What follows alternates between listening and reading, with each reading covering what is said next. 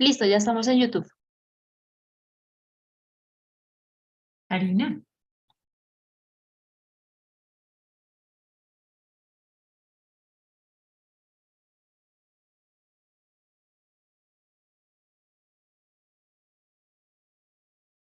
Hola, buenos días, bienvenidos a todos y a todas. Como siempre, el primer jueves de cada mes estamos en Joyería para el Cambio.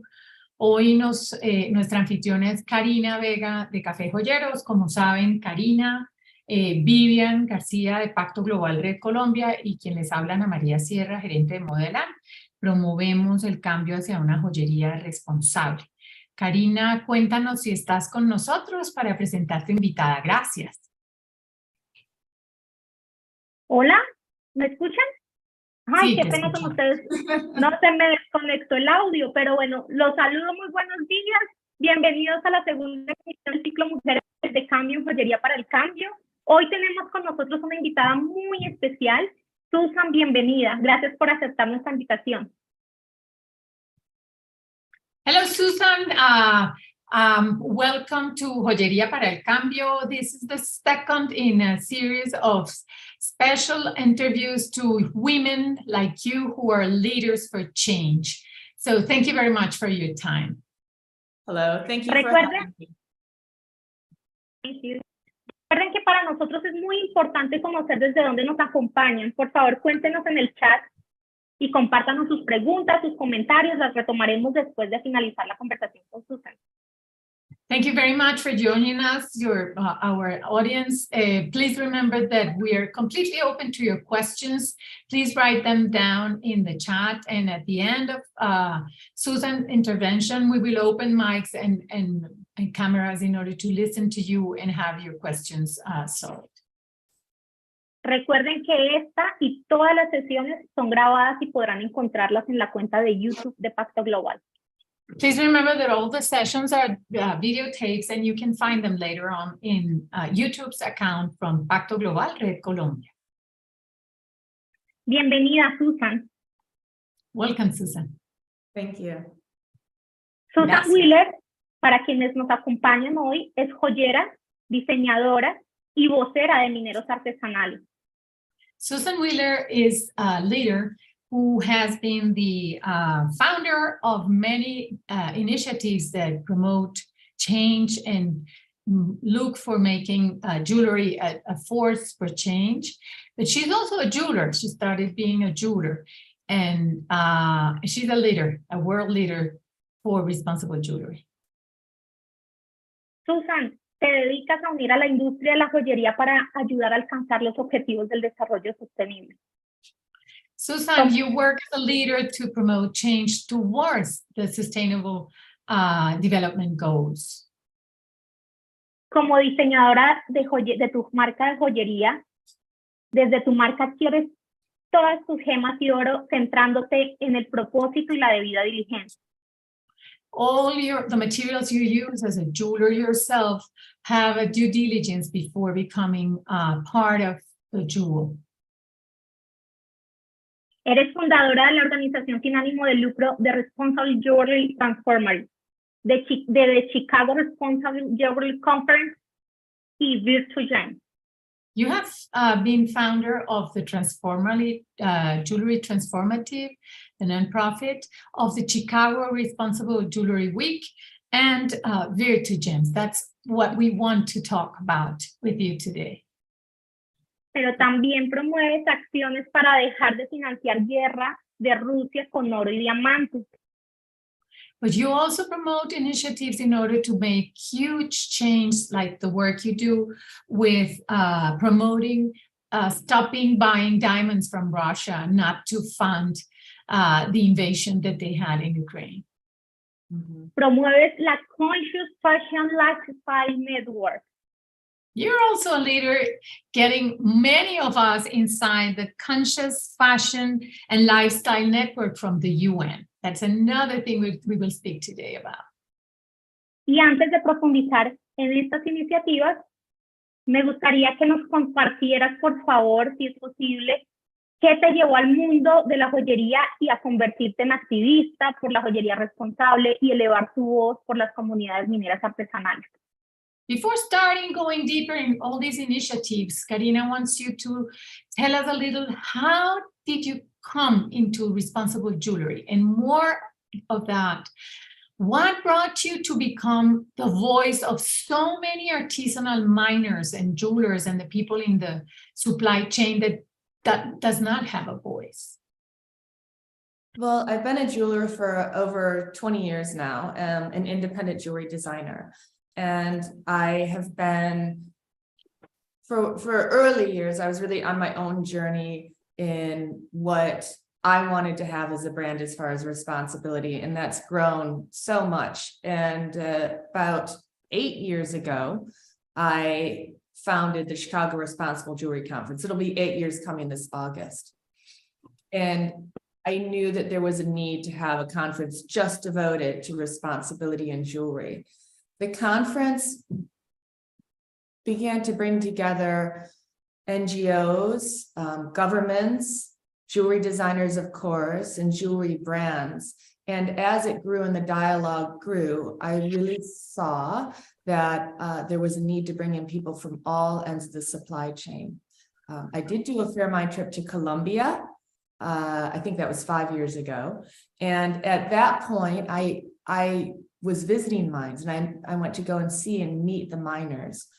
So the conference has really been growing as being the mission to amplify the voices of those in mining communities and to bring together those who are mining, those who are creating the jewelry, so that we can have transparency and have dialogue to move responsibility forward. And since beginning the conference, that dialogue, I feel, has grown greatly. And I think that there's something about bringing people together. If you're a woman jewelry designer and you're sourcing gold from another woman or a gemstone from another woman that's mining it, that understanding that you can get just as women, those connections that we make as people are so important for understanding and empathy and growth, for all of us to be doing the right thing and living together and making a better world. So that's, it's just, I think every year we talk about and do more things in the jewelry industry around ways to be responsible, and starting out in a supply chain and now talking about more value chains and really more and more engagement. Ok, Susan nos dice que ella empezó su camino hacia la joyería hace 20 años y que estuvo haciendo su propia investigación que la llevara cada vez a ser una cadena productiva no solo más responsable, sino que tuviera un impacto positivo. Hace 8 años creó la Chicago Responsible Jewelry Conference, la conferencia de joyería responsable de Chicago, porque sintió que se necesitaba un espacio donde organizaciones no gubernamentales, gobiernos, diseñadores, marcas, dialogaran y compartieran acerca de la urgencia de tener unas prácticas más responsables alrededor de la joyería. Sintió que era necesario que hubiera un diálogo, que hubiera una conversación que elevara estas voces. En 2018 vino a Colombia al viaje organizado por la Alianza para la Minería Responsable y ahí empezó a conocer los mineros y a poder ir atrás en la cadena productiva y entender cuáles eran sus necesidades y sus problemas. Desde entonces empezó a invitarlos a esta conferencia de joyería responsable en Chicago, y la conferencia misma le fue mostrando cómo había unas temáticas donde se necesitaba hacer énfasis para construir que ese diálogo llevara a un crecimiento sostenible. Ella busca con la conferencia establecer conexiones, empatía y un diálogo constructivo, y siente que lo que ha logrado es que hoy se hable más de cadenas de valor más que de cadenas de suministro. Gracias, Ana. Gracias, Susan. Susan, porfa, cuéntanos ahorita de Virtu-Gem. ¿Cómo puede alguien de nuestra audiencia poder comprar gemas a través de esta iniciativa? Susan, could you please tell us about Virtu-Gems? What is Virtu-Gems? When did you create it? Who do you work with? And how can someone who's interested in having ethical gems buy from Virtu-Gems? Yes, so Virtu-Gem, I'm a co-founder. I have 3 partners. We're all women. Jessica Hudson, who also lives in the US, and Monica Gachui, who's from Kenya and lives in Nairobi. So the three of us had worked together with a conference that Monica had been working with in Kenya, with which was the Awake conference, and Jessica had done a mine tour there. And so when Monica Gachui then was going to have another conference in Zambia, she was bringing together artisanal small-scale miners from all over Africa to participate. And I was going to again work with her and collaborate and bring in people to that conference in the US, and Jessica was going to do a mine tour. And then COVID came. And Monica said to us, what am I going to do with, all of these small scale miners are counting on this event that's now been canceled to sell their gems. And it ended up being, there was an OECD call to action, a global concern that all of the gemstone miners and all the miners globally that were counting on foreign markets to come in and buy their gems. We're facing food shortages, starvation, paying their kids' school fees, all sorts of problems. A lot of the artisanal small scale mining, it's a poverty driven livelihood to begin with. And then to lose their market really put them in jeopardy.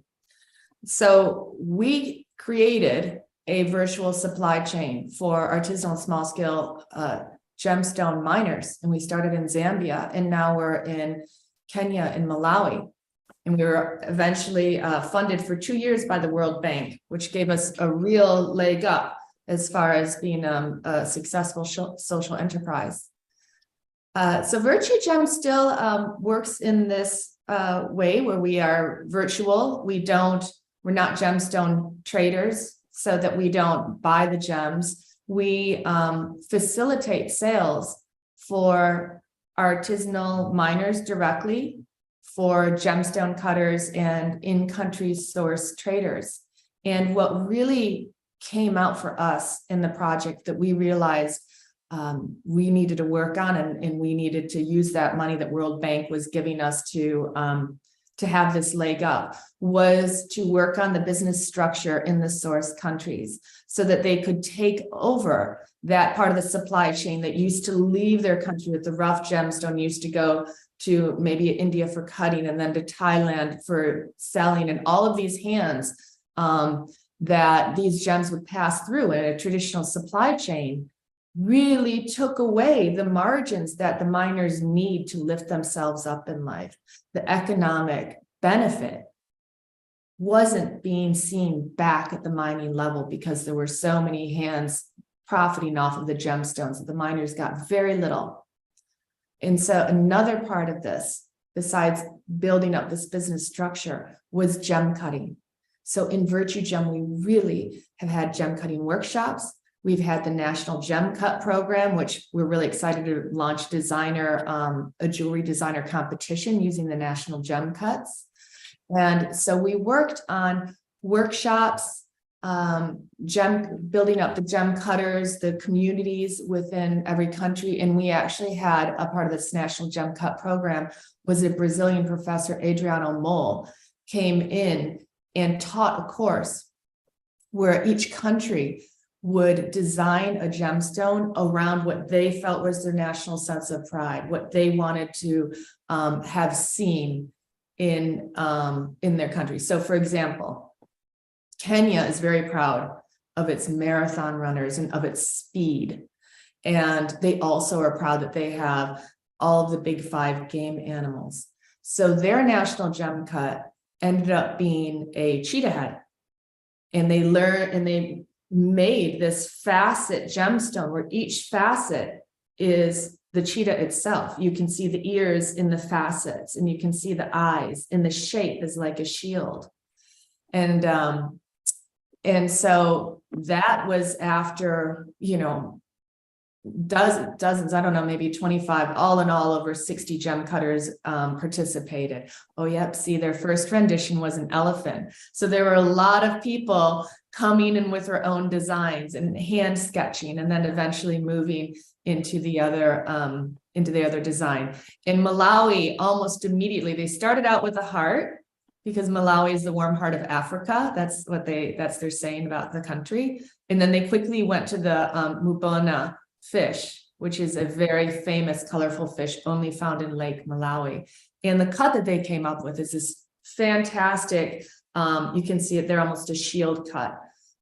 So cutting, we realized, was a way to bring more value addition back to the country with Virtue Gem. So it's not just, you are creating, you know, elevating the livelihood of gem cutting, where it's not just kind of, you know, a second thing or undervalued. We're really talking about the artistry that people have and the skills that they have in source country for gem cutting. But it also keeps all of that. You know, you get much more money for a cut gem than for a rough gem. So when you cut in country, you're really giving so much value back, not just livelihood, but also the royalties and the taxes going back to the country. We prevent smuggling in our supply chain. This is one of the ways you do it. You know, you have everything mined and cut in that same country. So the value of the gem is much higher. Nos cuenta Susan cómo a través de Virtue Gems, que fundó con Jessica Hudson y con Mónica Gishugi. Jessica está en Hawái, es joyera hace muchos años también y tiene iniciativas de joyería sostenible, y Mónica trabajó en el sector de la minería con el gobierno y está localizada en Nairobi. Ellas tres crearon Virtue Gems y justo cuando la crearon se vino la pandemia. Así que lo que resolvieron es que tenían que montar una cadena virtual de suministro, porque en la realidad lo que estaba pasando era que las mujeres mineras, esto era al principio en Kenia, estaban muriéndose de hambre, literalmente perdieron sus mercados, tenían problemas de COVID y el trabajo y la oferta de servicios del gobierno local no era suficiente. Consiguieron un grant, unos recursos del Banco Mundial, y durante 2 años invirtieron todos estos recursos en fortalecer la cadena internamente y llevarla de manera virtual a los mercados. Empezaron en Kenia y después crecieron a Zimbabue y también ahora están en Malawi. Lo que hicieron para fortalecer esta cadena es buscar que la mayor parte de los beneficios por la venta de las joyas se quedara en el país de origen. Así que montaron una iniciativa para, uno, formar a las mujeres mineras, casi todas ellas son mujeres, para que supieran el valor de sus piedras, supieran diferenciar sus colores para poder conocer el valor. Promueven mercados locales presenciales donde los mayoristas pueden venir a comprar, pero además desarrollaron talleres de talla. O sea, en vez de exportar en bruto y que la talla se hiciera fuera del país, hoy en día, gracias a Virtue Gems, la mayor parte de las piedras que se están comercializando son talladas en sus propios países. Para estimular esto, crearon una bellísima competencia, veíamos aquí ahora algunos de los ejemplos, que se llama el National Cutting Gem, que es National Gem Cut, que es un concurso mediante el cual, y gracias al apoyo de Adriano, what's Adriano's last name, Susan? Moll. Moll.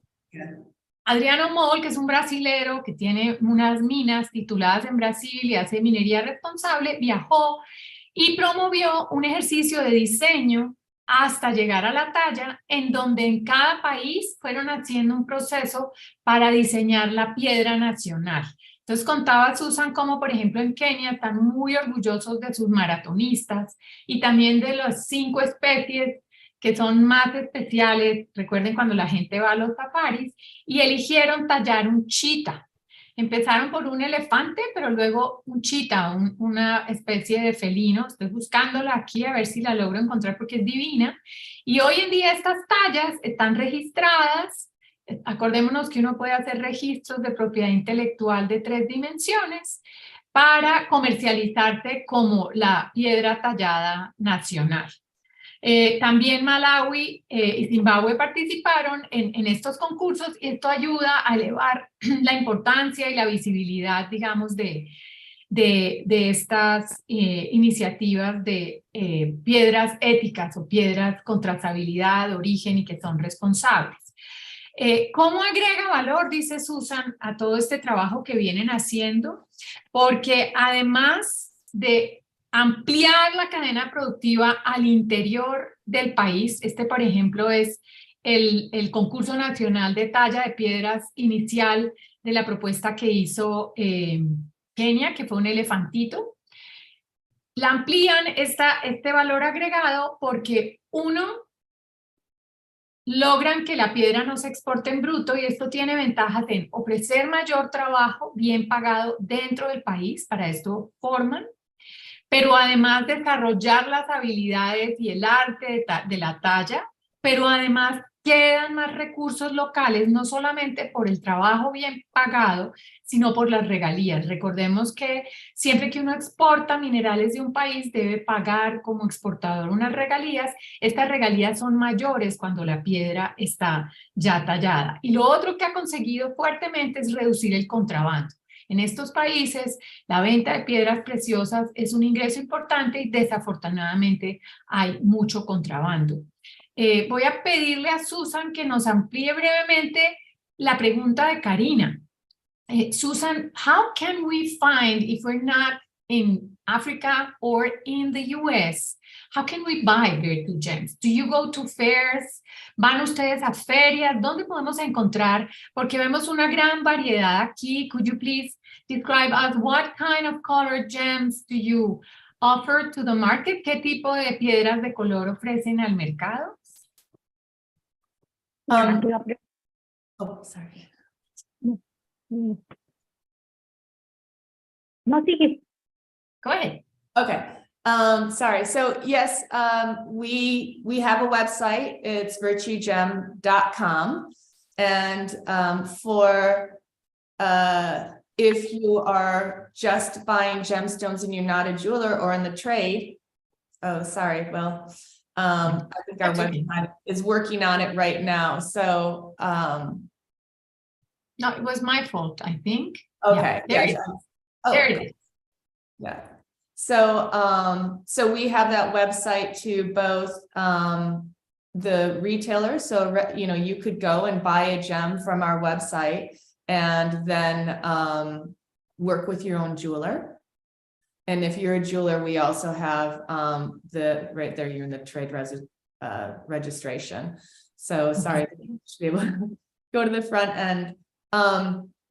But yeah, and we also do custom cutting. And as I said, we're going to have the national gem cut with jewelry designers, where jewelry designers will be making jewelry out of the national gem cut.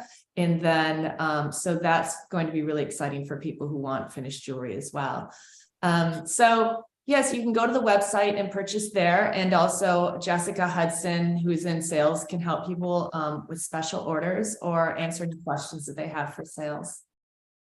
Ok, dice Susan que una manera muy sencilla de comprarlas es ir a la página web. Enseguida voy a poner el enlace de la página web. Vemos cómo es necesario registrarse. Es muy sencillo, pero esto es parte, digamos, de la trazabilidad que se quiere tener de quienes compran en Virtu Gems.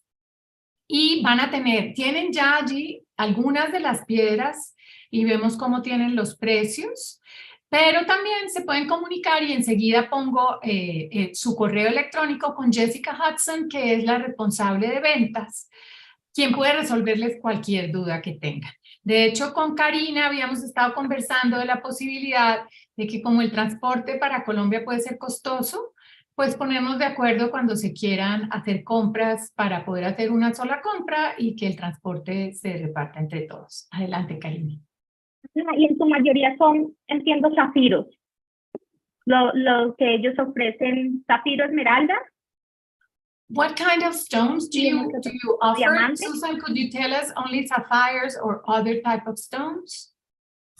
Yes, absolutely. So we have, as you can see right there, they just show beautiful aquamarines.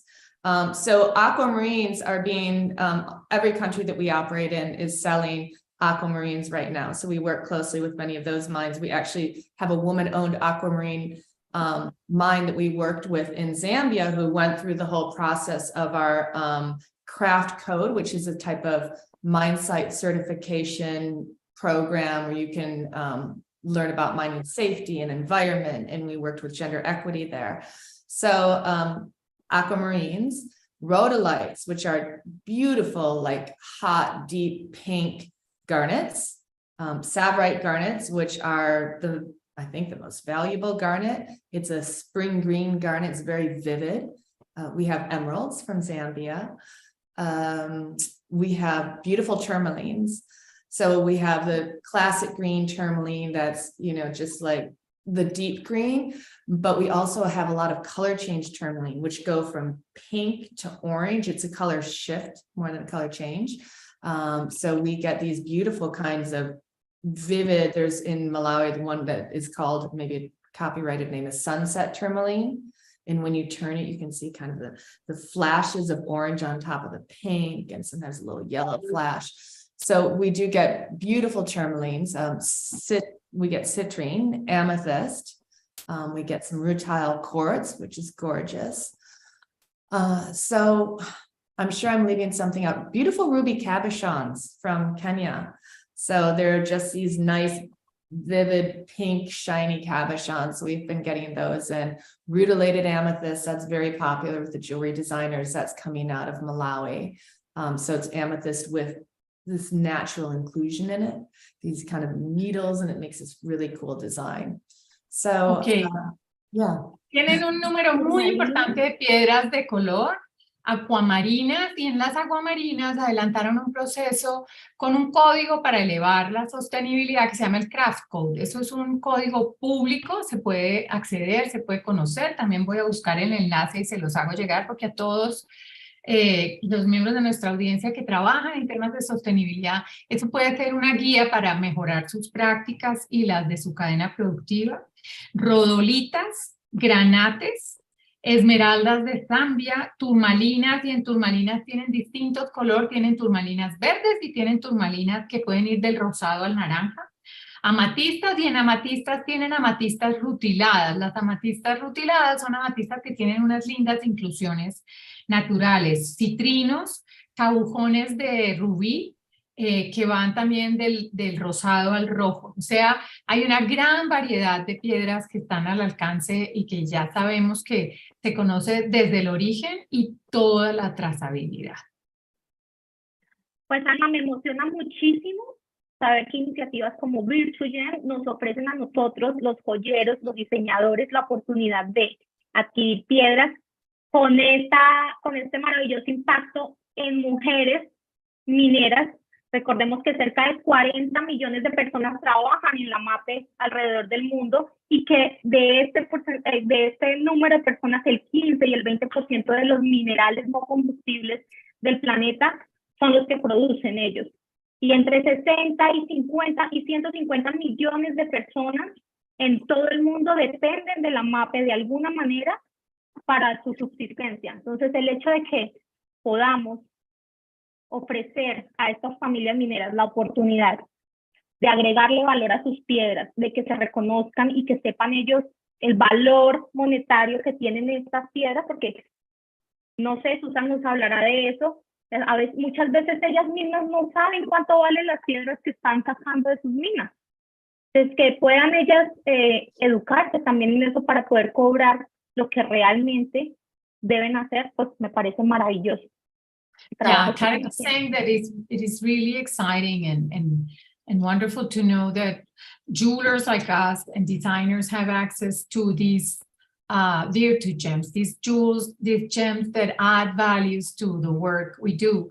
And she was mentioning some data, very important, saying that in I don't know the word, like taking out oil, the major percentage of people working in small-scale mining, which are close to 150 million people, if we count the people that make their families, depend on small-scale mining for their living.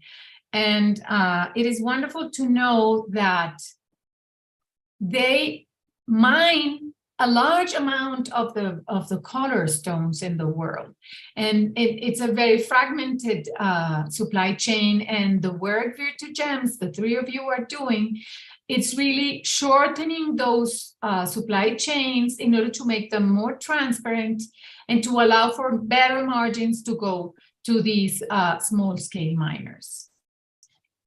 Absolutely. Yes, that's exactly what we're doing. And correct, the majority of the colored gemstones are small scale mined in ASM. I just wanted to also say that this coming week, it's UN Women's Day, and they'll be having conferences. And if you want to hear more from Virtue Gem, World Bank is sponsoring a panel. There is translation available on March 15th, so I can send along that information for you to share with people. And it'll be for on the UN conferences available. Gracias, Susan. Susan dice que efectivamente los datos que da Karina son muy relevantes, que la mayor parte de las piedras preciosas de color provienen de minería de pequeña escala, como las de las mujeres mineras con quienes ellas trabajan, que es muy importante entonces seguir contribuyendo a que estas personas tengan un mejor sistema de vida. Y menciona que pronto es el Día de la Mujer que celebra las Naciones Unidas y que el Banco Mundial va a financiar una conferencia donde Virtue Gems va a poder mostrar el trabajo y el impacto que está produciendo en estas mujeres. Es un panel el 15 de marzo y Susan nos ofrece hacernos llegar la información. Con mucho gusto tomamos nota y por los canales de Joyería para el Cambio la podemos compartir. We will share the information, so yes, please, Susan, send us the link and we will share it through the channels of Joyería para el Cambio. Dice ella que va a estar con traducción simultánea. Karina. Súper, gracias.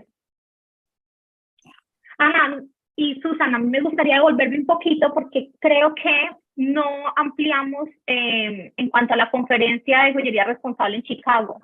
Ella nos contaba de qué se trataba, pero me gustaría saber a quién va dirigido esa conferencia y quiénes, y si podemos asistir quienes no tengamos la posibilidad de viajar. Yes, Susan. Karina wants to go a little back to the Chicago Responsible Jewelry Week. She wants to know, who are you addressing? Who should be interested in participating? And she's asking if we cannot fly to Chicago, which I would highly recommend, how can we assist? Y yo digo que yo recomiendo mucho que vayamos a Chicago porque realmente crea una red poderosa de contactos que se convierte en oportunidades académicas, comerciales. Yes, Susan. Well, anyone is welcome to come to the Chicago Responsible Jewelry Conference in person, and we also do sell virtual tickets. So that we welcome everybody. In the past 7 years, this has been really towards the jewelry industry. Although people participating have been, as I mentioned earlier, governments, NGOs, even people from other industries. So I believe that going forward, that inclusion of everybody, the end consumers, is really vital at this stage in the jewelry industry. And also which I will be and have done in the past, but a little bit more clarity to it, aligning the conference with the UN Sustainable Development Goals. So the conference really is meant for everybody. I think so many people just love jewelry and wear jewelry that aren't in the jewelry industry. And I want to include them in the conversation of what our jewelry supply chain can be, because we can really make this a great supply chain that benefits all the artisanal small scale miners we've been talking about. And also we need to look at the realities of what do we need to address. If we look at one of the sustainable development goals, water and oceans, let's talk about, and we will be talking about this year, seabed mining. And what are the realities of that? And what are the effects on our oceans? That's one of our sustainable development goals. Where can we look at in the conference and bring dialogue around these areas that we need to improve? So every year we do that at the conference through bringing people in from people attend and speak from all over the world at the Chicago Responsible Jewelry Conference. We've had attendees from Japan, from many countries in Africa, from all over South and Central America, and really from everywhere. So we really want to include everybody all over the globe in this dialogue, because really our jewelry comes from all over and so much from every continent. There's, whether it's gold or gemstones or diamonds, these things are extracted from all over the world, and the impacts, both negative and positive, are felt by people in communities. So I really want to talk about that every year and bring everybody into that discussion.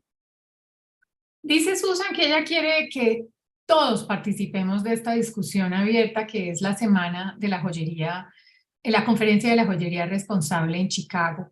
Y básicamente lo que expresa ella es que la base que utiliza como marco son los objetivos para el desarrollo sostenible y cómo son un reto para la industria del lujo, no solo la industria de la joyería. Dice que va a buscar que la industria del lujo en general se involucre más en el diálogo de la conferencia y las realidades que se encuentra un diseñador o un joyero cuando va a trabajar en el terreno.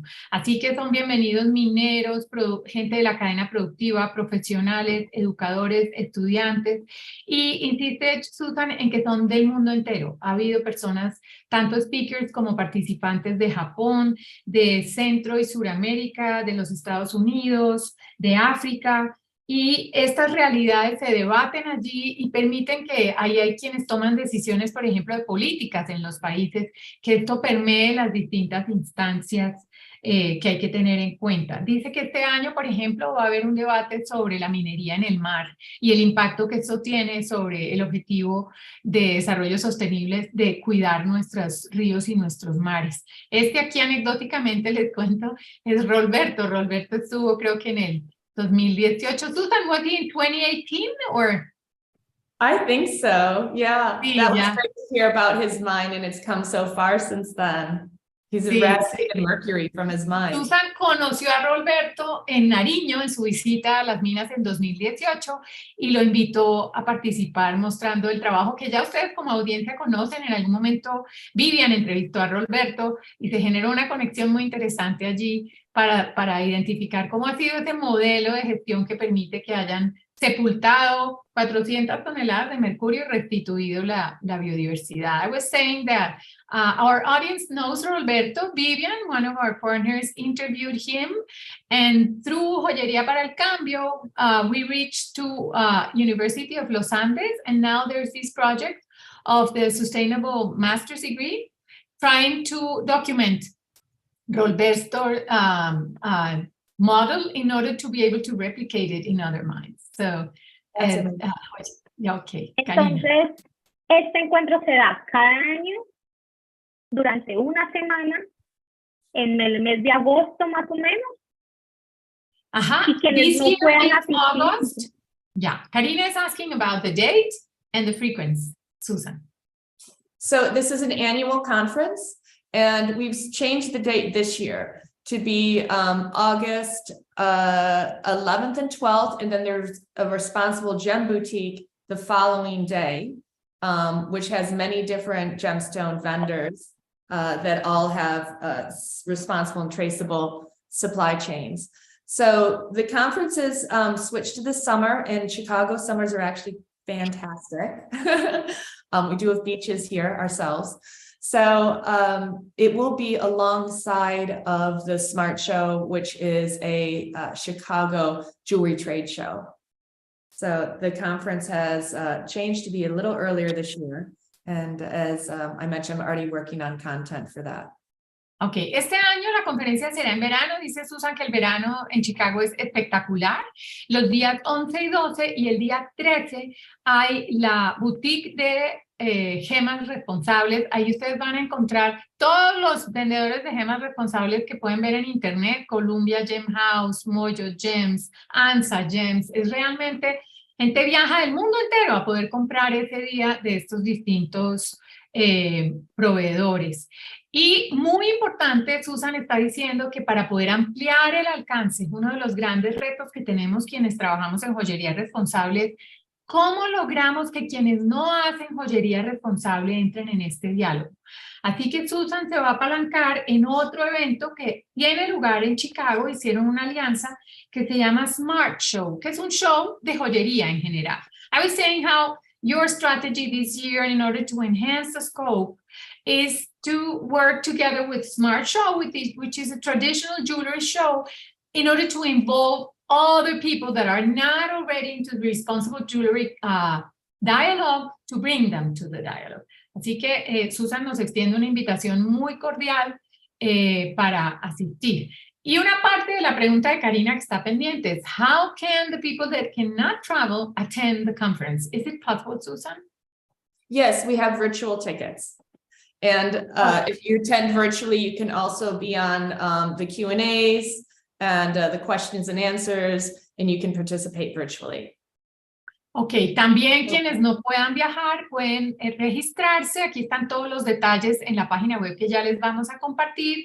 Hay un descuento para atender los 2 días y hay distintas formas de registrarte como asistente, como patrocinador, y permite hacer preguntas en vivo también a la audiencia que es virtual. Es realmente una invitación que les extendemos también desde Joyería para el Cambio para que acompañemos esta iniciativa. I was saying that we invite everybody from Jewelry for Change, Joyería para el Cambio, to assist, to attend, to go in person, but if they cannot, we invite them to join virtually because they have the opportunity to interact also. Adelante, No hay Karina. excusa para no asistir. O sea, There's quienes no puedan excuse. tener la oportunidad de ir hasta allá, genial, porque es una oportunidad maravillosa de poder conocer más actores de la cadena de producción sostenible, y quienes no, pues tienen la oportunidad, incluso creo que de entrar a las salas de proveedores de gemas. O sea, en algún momento creo que en pandemia se hizo así y tuve la oportunidad de poder ingresar a las salas de quienes estaban como participantes. No sé si sea el Susan, caso do de... these here, the virtual assistants get in contact with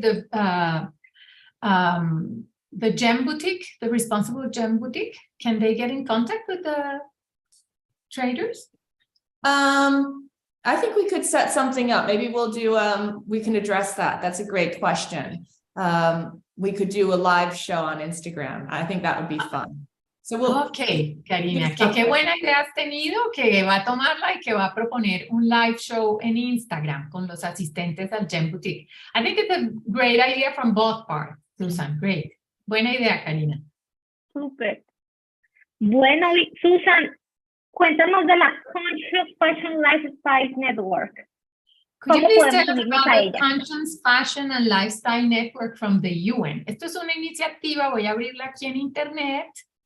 A ver, que también ¿Y cómo trabaja podemos Susan. nosotros unirnos, Ana? ¿Cómo podemos ser parte de esta iniciativa? Okay, and how can one join this conscious fashion and lifestyle network?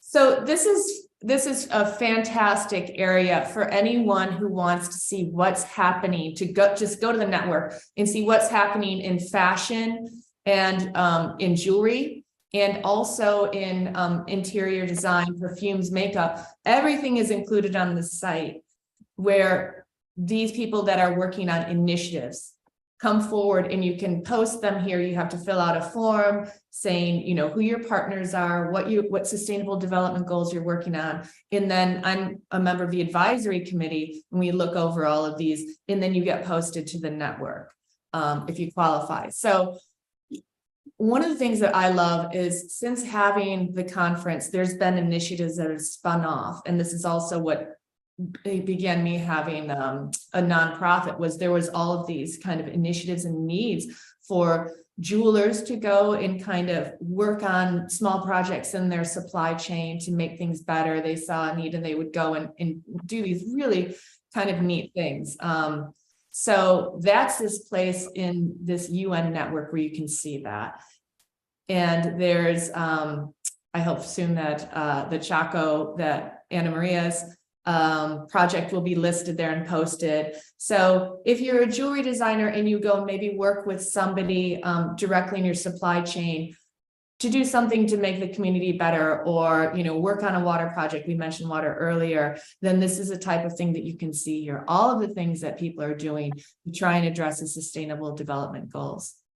And one of the things I love about the UN as a whole is that any project that you're working on or anything in your own private business, you can look at a framework in the UN.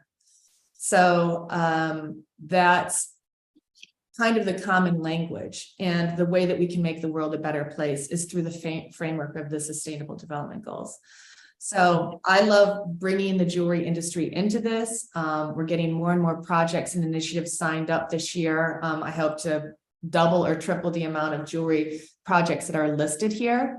But I think that the UN and the Sustainable Development Goals are based on a global dialogue. Everybody's included in this kind of framework of the UN of what we need to make things better. It's not a top down, some countries are telling other countries, this is what you need to do. This has been a long thought out process to get to these goals. And I love that the jewelry industry is beginning to, and I'm working on, having this framework included throughout the jewelry industry and throughout the jewelry industry supply chains. Ok, dice Susan que la iniciativa del Conscious Fashion and Lifestyle Network de las Naciones Unidas reúne muchas marcas, proyectos, iniciativas que están trabajando en moda o en diseño interior con los objetivos para el desarrollo sostenible como un marco conceptual. Aquí entonces se puede registrar. Susan es del comité asesor y hay un formulario de registro, hay una información sobre cómo llenar este formulario y eso permite que el proyecto, la iniciativa, la marca que tiene este marco de los Objetivos para el Desarrollo Sostenible describa cuáles son sus ambiciones y haga parte de una gran red de contactos de marcas, iniciativas y proyectos, finalmente de personas con valores muy parecidos que le facilitan y le empiezan a abrir caminos. Aquí intenté abrir la red, pero quizá es pesada y no pude hacerlo. Pero también con mucho gusto enseguida, antes de que cerremos la conversación, vamos a compartir todos estos enlaces y a quienes tengan interés, como siempre, los invitamos a escribirnos al correo. Ahora nos pones el correo allí, Catherine, por favor, para poderles hacer llegar más información. Susan dice que lo importante de las iniciativas de Naciones Unidas es cómo le ofrecen a uno un soporte, un marco. Muchas personas, marcas, empresas pueden tener unos intereses, un impulso por sus propios valores de hacer las cosas bien, de forma responsable. Cuando se aproximan a iniciativas como el Conscious Fashion and Lifestyle Network, encuentran una propuesta robusta de cómo hacerlo. Y es esto lo que ella recomienda y esta es la razón por la cual propone hacerse miembro. Mientras preguntas lo siguiente, yo voy a seguir intentando entrar a la red. Nosotros en Modeland y un poco impulsados por Susan, tenemos en este momento a consideración del comité asesor el poder hacer parte de esta red. Adelante, Karina. Gracias, Ana. Ana, me gustaría que habláramos ahora de la Marang Women. ¿De qué se trata esta alianza? Okay. Esto es una alianza, ¿verdad? Okay, Susan. Now, Karina is mentioning that when she went through your CV and the work you do and the initiatives, she found about the Marangue women and she wants to know more about that initiative. Las Mujeres Marangue. So the Marangue Women's Alliance is a grassroots community-based organization that I worked together with to formalize and found, and now they are a legal community-based organization, and the Responsible Jewelry Transformative supports them financially and also with, some infrastructure and to get their voice out and amplified. And this group of women, this community, is based in Marangue, Zimbabwe, where diamond mining and the diamond industry has hampered their human rights, and they have no freedom of movement.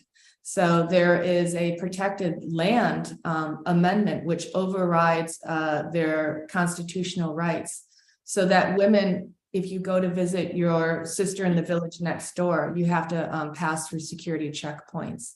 So there's no freedom of movement. The women are very isolated, and they have really suffered because of diamonds and because of the structure of this. Now, the Merengue Women's Alliance, through the Responsible Transformative, has joined the UN Women's Group. And what we're doing is we're working to show how there is sex trafficking happening within the diamond mining syndicates. And we hope to, by this spring, have a billboard in the community, bringing awareness for women that are being trafficked in, that sex trafficking occurs in the community. So Merengue Women's Alliance is this powerful group of women that inspire me every time I get on and listen to their educational programs that they have through WhatsApp. And that is one of the goals that we have this year, is to continue to talk about and give awareness to how women are suffering in Merengue, and also to bring a whole campaign of awareness around sex trafficking, to support this billboard and to let the world know how this happens in Merengue with diamond mining. But this is really, they illustrate how sex trafficking can happen in the extractives globally. Sí, dice Susan que la Alianza de Mujeres Marangue es una iniciativa que ella apoya desde la Fundación Transformative Jewelry. How do you call it completely? Transformative Jewelry, I'm sorry. Responsible Jewelry Transformative. Responsible Jewelry Transformative, que es una entidad sin ánimo de lucro. ¿Por qué las apoyan? Estas mujeres que trabajan en Zimbabue son una comunidad que vive donde hay diamantes. Y lo que busca hacer Susan es elevar la voz de ellas. Son mujeres que sufren abuso de sus derechos humanos. Para poder ir a visitar a un pariente muy cerca, les hacen chequeos completos de que no tengan diamantes en el cuerpo. O sea que tienen completamente limitada su movilidad. También ha habido y han identificado y denuncian tráfico sexual entre los sindicatos locales, y Susan ayuda a que esto tenga visibilidad y que se detenga. Y le voy a hacer una pregunta a Susan porque me queda la duda. Susan, do they work with a corporation that extracts those diamonds, or do they work as small scale miners? ¿Trabajan con una corporación que extrae estos diamantes o hacen ellas mismas minería de pequeña escala?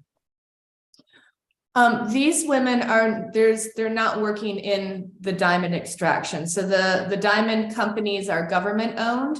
One of them was a Russian owned company was working in Merengue, a Chinese, a diamond mine that's owned half by the Merengue military and half by the Chinese is operating there. And a UK company is currently looking to join there. But the interesting thing for those jewelers who know about conflict-free diamonds in the Kimberley process is that Zimbabwe will be leading the Kimberley process, and they are the ones saying that diamonds are conflict-free, and it's this same government that is running the diamond mine here, where the women are vulnerable and have their human rights curtailed. Y Susan está mencionando que estas mujeres no trabajan con las minas de diamante, viven en regiones donde compañías grandes de propiedad rusa, hay otra que es de propiedad china y la mitad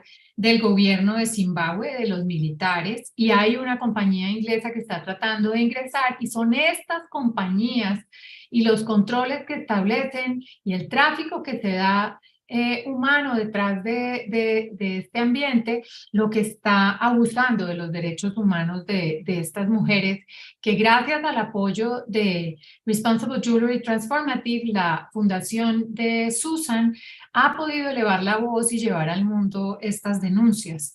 Susan dice que quienes conocemos de la audiencia, el proceso Kimberley es un proceso que busca garantizar que hay respeto por los derechos humanos en la cadena productiva de diamantes y que Zimbabue mismo como gobierno se va a retirar de cumplir con las especificaciones que establece el Kimberley Process, lo cual es dramático.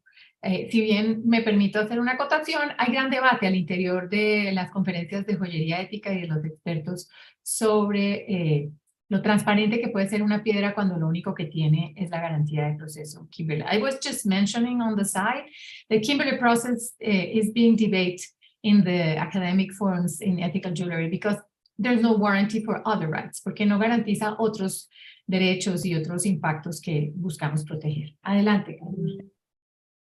Yeah, so with the, oh, sorry. The Merengue Women's Alliance, one of the things that the Responsible Jewelry Transformative does that we could use support in is every month, it only costs $5 per woman for them to have data on their cell phone to be able to participate in the peer-to-peer support that the community, that this group gives, and also in their educational programs. So that and the billboard are the areas that Merengue Women's Alliance is looking for support in.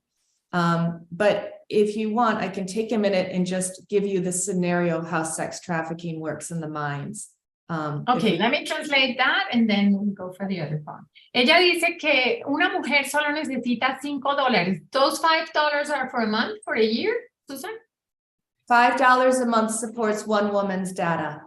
Ok, parte de lo que hace muy especial el trabajo de Susan es que eleva la voz de las personas de la base de la cadena. Entonces, por ejemplo, ella dice que el dinero que están consiguiendo es para que cada mujer pueda tener datos en su teléfono y pueda entonces hacer parte de un programa que se llama como pana con pana, apoyo entre socios, entre amigos, peer-to-peer support. Entre colegas, que es lo que permite que ellas intercambien información y también para unos avisos que ellas utilizan para describir su situación. Y dice Susan, Karina, que si quieres que se extienda un poco sobre cómo es ese tráfico sexual que se da en estas minas en Zimbabue. ¿Sí? So, yeah. One of the scenarios is that and we did a documentary on sex trafficking in the fall, and we heard many scenarios, and one was actually where a young girl was kidnapped. Orphans come in and are very vulnerable, of course. And so a young woman coming in or somebody coming in could be offered a job. You can come and have a job at the mines, you can cook, we have jobs available. So there is a lot of people that are drawn in through false pretense. Once you're in the mine and you can be trafficked into the syndicate, the women are used by the illegal, the artisanal small scale miners to pay off the guard so that they can mine. So the women are given by the small scale miners, the illegal miners, to the guards or the soldiers, who could be the guards employed by the large scale mine or the soldiers employed by the government. And so that's the payment that these miners can use to get the diamonds.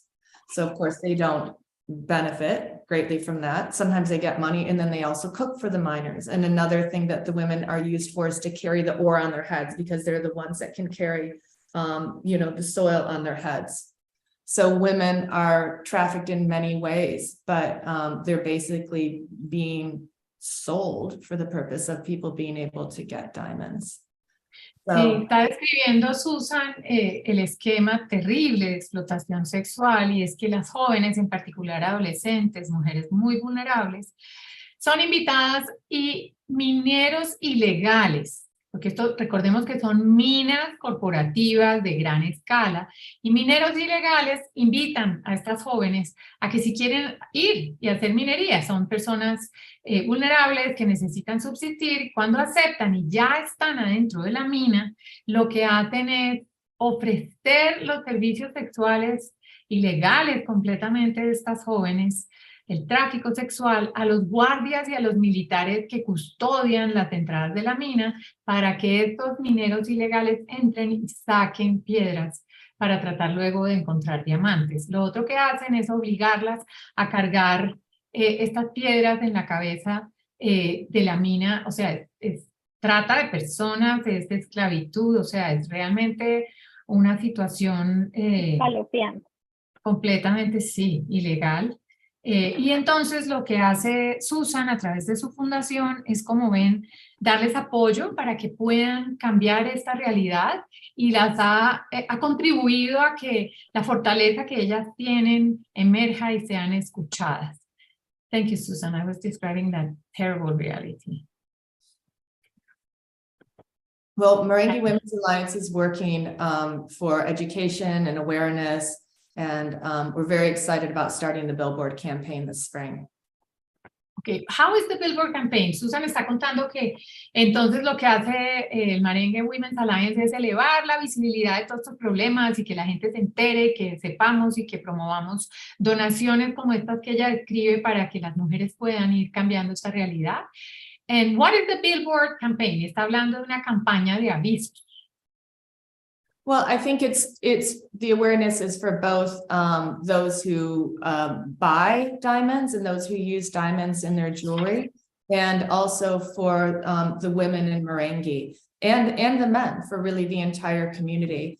So bringing more stories about personal stories and quotes directly from women who have been trafficked to people in the jewelry industry, so they can see this and understand how it works, is a part of the campaign that we're going to have, and be framing also around the UN Women and how we talk about gender-based violence and all of these impacts really from the extractive. So that's the greater part of the awareness that we want to go out globally. But having a physical billboard, and I'm sure everybody's seen them. I know when I'm flying, I always take pictures of, they have billboards in airports around sex trafficking.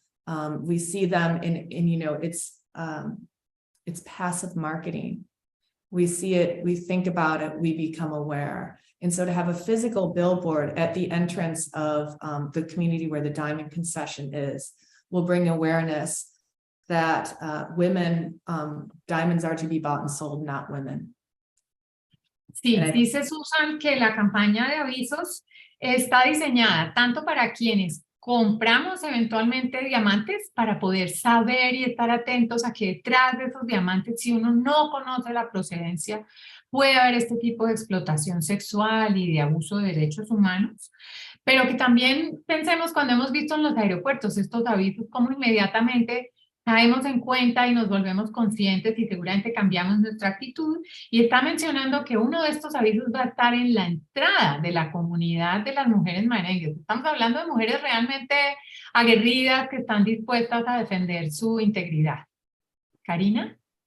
Ana, Susan, esto es una realidad triste de países de origen, como en África, como en Latinoamérica, que tenemos recursos naturales, minerales que se explotan. Hay que ser conscientes que donde hay ilegalidad, hay pie a que economías alternas se creen, se formen y ocurran este tipo de eventos, para no irnos tan lejos, en nuestro país y en países que cuentan con estos recursos.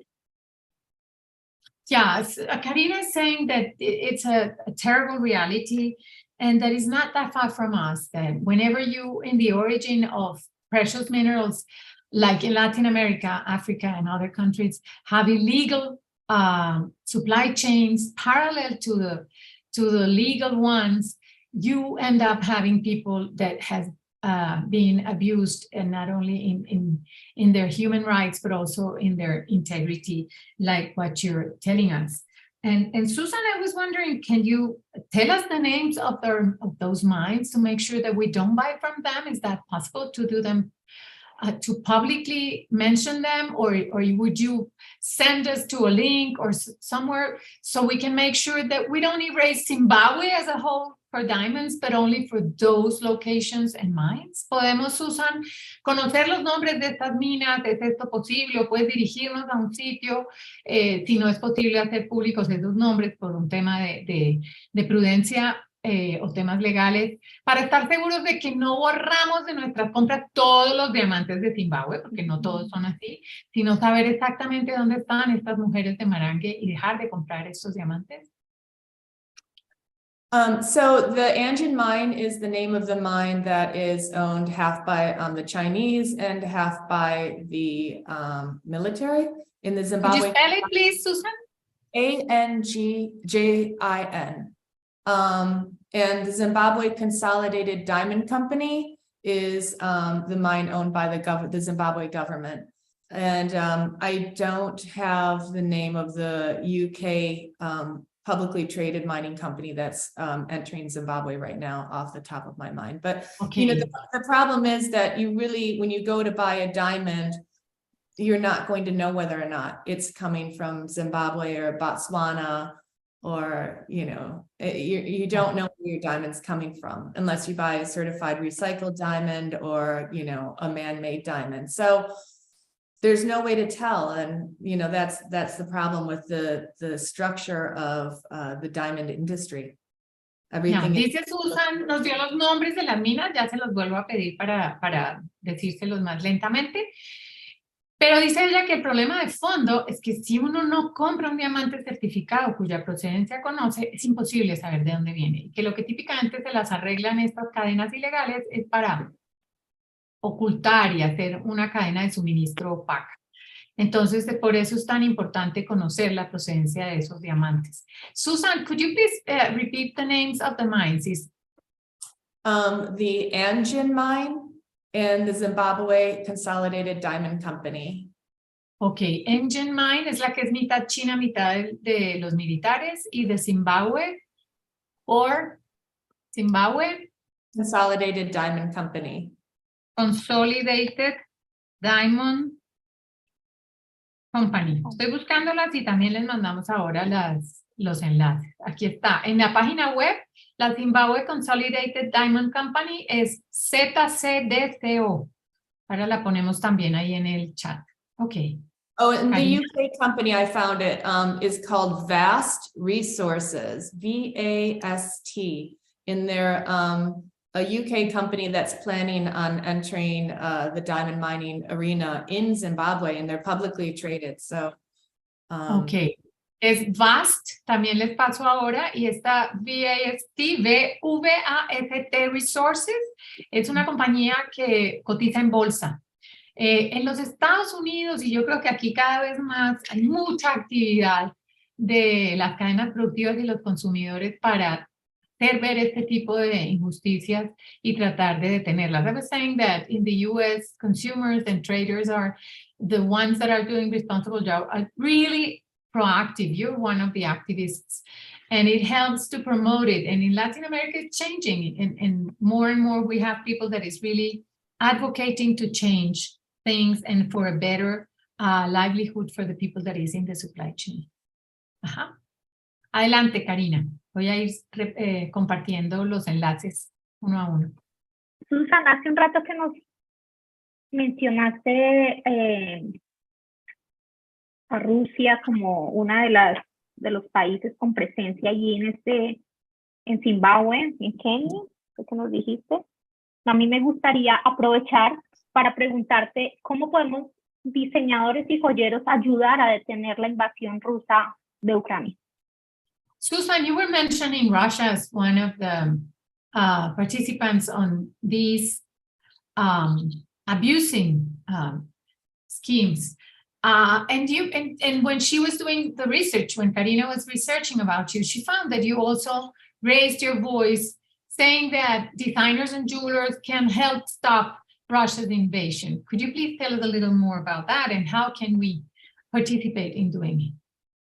Well, I, along with other people in the jewelry industry, went to raise the awareness when the war against the Ukraine began. And Russia, before the war had even began, they were very involved with their diamonds in the entire jewelry industry. In fact, on many boards of directors, their Russian Alarosa diamond company was on boards of directors throughout the jewelry industry at the time. So when the war in the Ukraine started and beforehand, they were stockpiling diamonds and gold. And so Russia has used diamonds and gold to fund the war. And they use gold and have made trading deals to have their gold processed through China, and also made some deals with India so that their gold could be used as a commodity and they could continue to make money in diamonds and gold. So it's very important to know where your gold comes from, I think, so that you can know that your gold isn't used in areas where you want it to be used, and you're not inadvertently funding the war against the Ukraine, if that's something that you're concerned about. And the problem with diamonds remains. I mean, for me, with gold, we can have answers like, you know, the supply chain that Anna Maria works on, Fair Mind Gold. There are there are supply chains where you can know exactly where your gold comes from. With diamonds, it's a little bit harder, as mentioned before. So there are countries that still are not, although the US has been putting embargoes and sanctions on diamonds, there are still many processing areas that are where you're cutting diamonds, and areas that are regular selling channels for diamonds, like Antwerp, and the cutting happens in India, where diamonds are still coming through, and we don't know whether or not they're Russian diamonds. So as much as we can attempt to sanction the diamonds and gold coming from Russia and helping to fund the war, it's really difficult when supply chains have been very opaque for as long as many can remember, and intentionally opaque sometimes. So that's one of the ways really that we're thinking of where everybody should be thinking about, where does your gold come from, where do your diamonds come from, because it matters. Sí, con un grupo de diseñadores, líderes y voceros de la joyería responsable, justo cuando empezó la invasión a Ucrania, Susan contribuyó a dar visibilidad y a destacar la importancia de no comprar diamantes ni oro ruso. Rusia es uno de los grandes proveedores de diamantes en el mundo, y ella dice que están financiando la guerra con estas ventas. Esto seguramente ustedes lo han visto porque está en todos los foros de joyería, no solo la joyería responsable o ética del mundo, sino en todos los foros, en las distintas ferias. Se viene hablando de que, igual que en otras industrias, se generaron embargos que tienen fácil trazabilidad, porque típicamente, no sé, si estamos hablando de barcos, de aviones, de cualquier otro tipo de producto, es fácil hacer trazabilidad, y hay un embargo. En este momento está prohibido, y los Estados Unidos, la Unión Europea, tienen una lista de empresas rusas, y está completamente prohibido hacer comercio, intercambios comerciales con ellos. Susan destaca que en diamantes es muy difícil, que precisamente por eso más que nunca es importante saber quién está detrás de los diamantes, porque se las arreglan para que no haya trazabilidad, para venderlos a unos precios distintos, y están financiando su invasión con esto. Entonces Susan invita nuevamente a que no compremos diamantes si no conocemos su origen específico y la trazabilidad de la cadena de suministro. Gracias. De acuerdo, Ana, Rusia es era uno de los mayores comercializadores de diamantes en el mundo, y cuenta con una gran reserva de oro. Es de ahí que muchos joyeros y diseñadores estén planteando la posibilidad de cerrar este nexo comercial con gemas y con oro que procedan de allí. Gracias, Susan. Bueno, y a mí hay una pregunta que de verdad quiero escuchar, y es: ¿cómo te las arreglas para liderar este inmenso desafío y aún así tener tiempo para tu marca? Quiero que nos cuentes también un poco de tu marca. Susan, Karina wants to know, how do you manage to do all this at one time? And I have to add, Susan has 3 kids, Susan, or 4? 3. Y Susan además es madre de 3 hijos. Wow. Entonces, queremos saber, how do you manage to do all this and do it very well? Para hacerlo y hacerlo muy bien. Oh, well, thank you. You know, it's a passion. So even right now, I don't make as much jewelry as I used to, but when I make a piece, it's very intentional. It's a passion. It's to bring awareness around the things that I'm working on, that others are working on. Here I have one of your chains from Chaco on a piece by that contains a gem from another friend that has a great initiative going in Bahia, Brazil. So it's really just passion. And just when people call, you have to answer that call. And I think that's what's happened is I've had some people call out to me and then we just work together and you can't quit because there's a lot of work out there to do. Sí, Susan dice que es solo pasión. La verdad es que es un montón de trabajo detrás. I'm saying that in reality there's a lot of work behind that passion, Susan. Ella dice que cuando la gente la llama y le habla de sus problemas, Susan dice yo tengo que responder a estas llamadas. Y que estas iniciativas que ha ido creando y las campañas de comunicación que lidera responden a esas llamadas y a cómo ella siente que cuando están pasando estas cosas es su deber atenderlas y tratar de cambiarlas. Bueno, todos venimos a este mundo a cumplir una misión y el llamado de Susan claramente es alzar la voz por quienes no pueden en esta cadena de producción. La verdad que es admirable lo que hace. Yes, Karina is saying that it's really admirable what you do, Susan, that she believes that each one of us comes for a mission to this planet and that she profoundly admires the work you're doing. Thank you. Thanks. ¿Abrimos preguntas, Karina? Ya para finalizar, mi última pregunta, Susan, por favor, regálanos un consejo sobre cómo lograr una joyería, una marca responsable.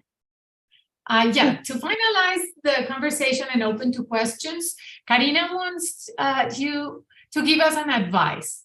People who starting, people who has a lot of barriers, designers, jewelers, how would you recommend to keep going or to start producing or trading responsible jewelry, Susan? I think that you're lucky right now. It's a luxury that there's so many exciting initiatives in the jewelry industry that you can look to. It may not seem like a lot, but I think it's enough now. I think that if you want to, and hopefully you will want to know where your gold is coming from, you can look to an initiative, whether it's Fairmind, which is just easier and accessible for everyone, or some of the other initiatives. I know yours, Anna, is one that's wonderful to have jewelry made and to source gold from. Somebody else in Peru is doing a project where she's also sourcing directly from women miners. Andrea Jose's project. So there are areas where you can have your jewelry fabricated in a gold where you know it's come from, or where you can buy gold. In gemstones, there's of course Virtue Gem, and there's other gem suppliers where you can see exactly where in Colombia, where you can, Anna works with miners, you can see the transparency of your emeralds, but really almost any gem that you can get. There's a network now, Ethical Gem Suppliers, where virtually any gemstone that you want, you can get through the Ethical Gem Suppliers, who are all in support of supply chain. And then diamonds, well, as I said, I choose to use recycled diamonds currently, or a lot of people use man-made diamonds. There is one initiative that's supporting women in Liberia, that is Roots Diamonds.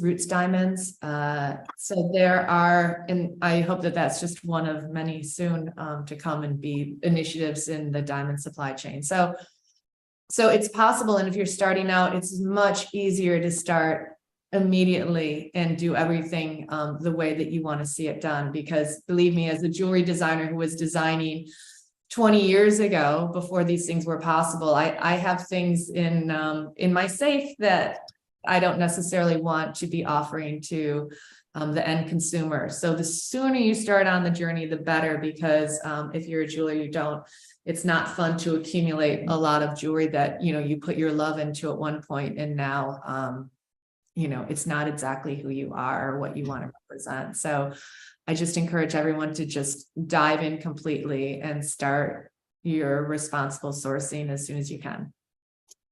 Dice Susan que Ya, sí, dice Susan que afortunadamente hoy en día hay muchas iniciativas que permiten que un diseñador, un joyero pueda empezar este camino hacia una joyería más responsable.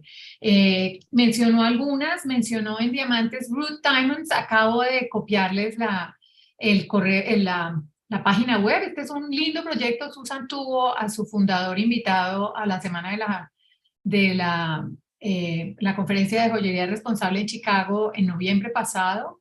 Es un proyecto en Sierra Leona. Recuerden que toda esta memoria que tenemos de los diamantes de sangre es de allá. Este es un joven que está haciendo su PhD en los Estados Unidos y está trabajando con mujeres barequeras, recogen los diamantes en el río, que no sabían ni siquiera cuál era el valor de un diamante.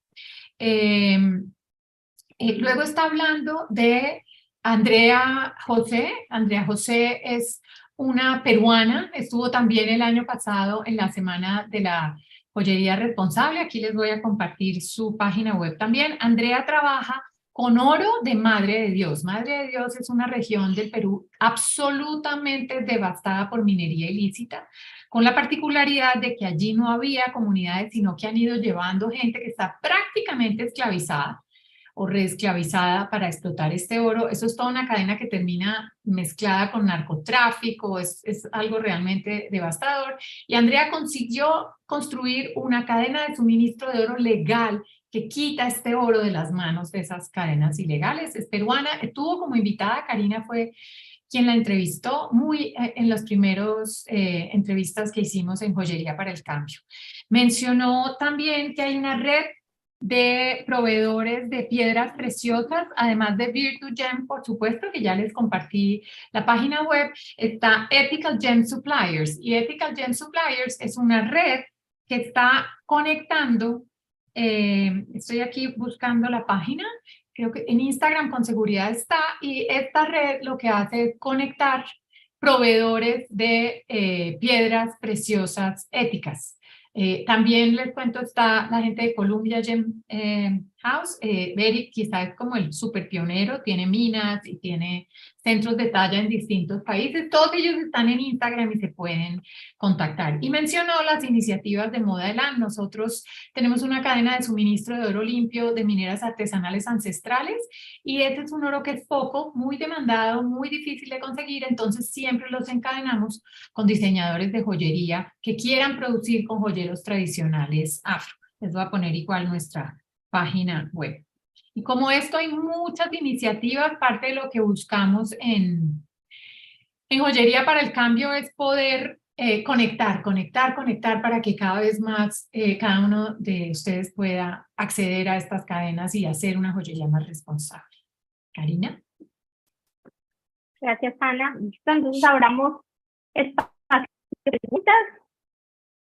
Okay, now we're going to open to questions. Or if you want to add something, Susan, o si Susan quiere agregar algo. Yeah, you mentioned before starting the pilot mining camp. Just remember. Sí, Susan mencionó cuando estábamos empezando que le gustaría hablar del piloto de un campamento minero. Entonces vamos a pedirle que nos cuente un poquitico. Me acabo de acordar, Karina, disculpa. So, and this is a project that we started before COVID, the Responsible Jewelry Transformative, working with Rotary and other jewelry designers and people in actually gemstone as well, Stuart Poole, Jessica Hudson, Alexandra Hart. We came together to fundraise to put a pilot mining camp in Voi, Kenya, which is a mining community, to benefit women.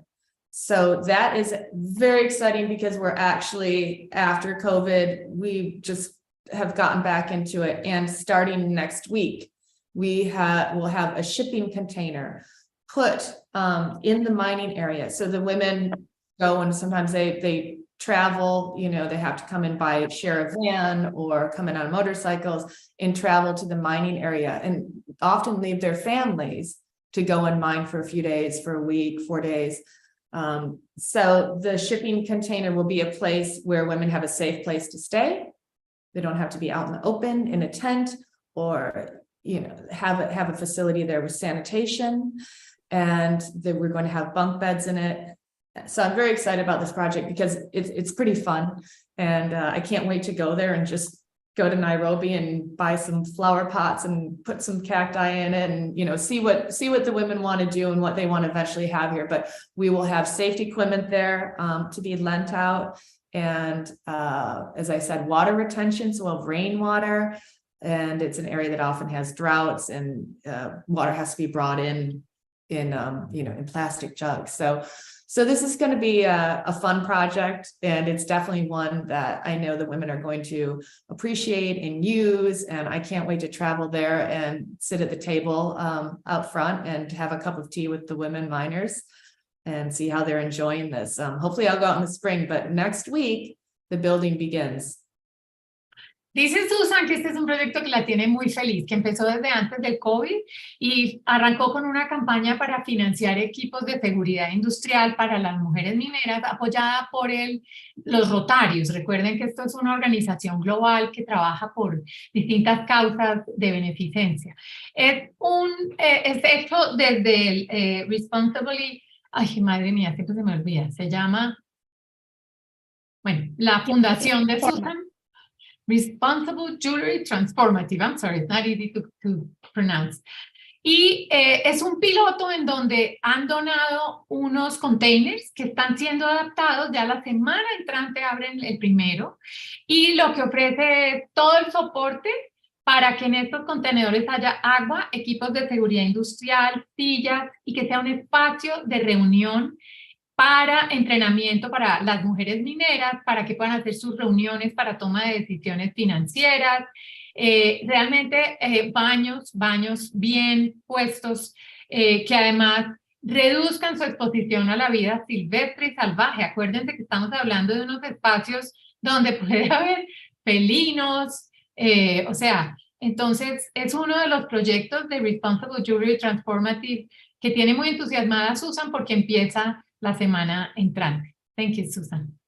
Ahora sí vamos a preguntas y respuestas. No sé si quieran levantar su manito, le hacen la pregunta directamente a Susan o nos escriben por el chat y nosotros le compartimos la pregunta a Susan. Porque por ahora no tenemos preguntas. Ok, ha sido una conversación profunda y con mucha información. Yeah. Susan, it seems that there's no questions. You have covered in depth all the topics. We're so proud and so happy to have shared your voice with everybody. Karina, si quieres, como... Susan, sí, yo quiero agradecerte de verdad por acompañarnos hoy en esta nutrida conversación. Valoramos muchísimo tu tiempo, tu pasión, tu experiencia y que puedas compartirlo con nosotros y con nuestra audiencia. Mil gracias. Many thanks, Susan, from Karina, but also I'm sure from Vivian, who's our other partner, and myself. We are really happy and proud to have been able to bring your voice to this community that we have around Joyería para el Cambio. You know, in Spanish, there's not a lot of forums where we can discuss about responsible jewelry, and bringing all your projects, all your initiatives to the Spanish-speaking countries is really important. Thank you. Thank you so much for bringing the awareness around responsible jewelry and sharing and being partners in that. Ok, dice Susan que muchas gracias a Joyería para el Cambio, a Karina, por haber permitido que esta importancia y esta conciencia que hay que crear sobre la joyería responsable alcance también a audiencias de habla española. De acuerdo. Okay. A nuestra audiencia, no olviden nuestra cita de cada mes, el próximo jueves 13 de abril, a las 10 de la mañana en Colombia. Nuestra colega Vivian García conversará con Isabel Carmener, fundadora de Metales Procesados, una refinadora de plata que recupera de litografías y de placas de rayos X placas para que podamos acceder nosotros como diseñadores y joyeros a esta materia prima. ¿Va a ser el segundo jueves, Karina? ¿Va a ser el 13? Segundo jueves, sí, por Semana Santa. Se nos cruza Semana Santa, okay. Entonces va a ser el 13 de abril. Muchas gracias a ustedes por acompañarnos una vez más. Y bueno, no olviden que esta sesión y todas las sesiones ya se encuentran en el canal de YouTube de Pacto Global. Quienes no hayan podido asistir podrán compartirlas con ellos y podrán verlas cuando quieran y las veces que quieran. Okay, thank you to Gracias, our feliz día. audience. Many thanks to our audience.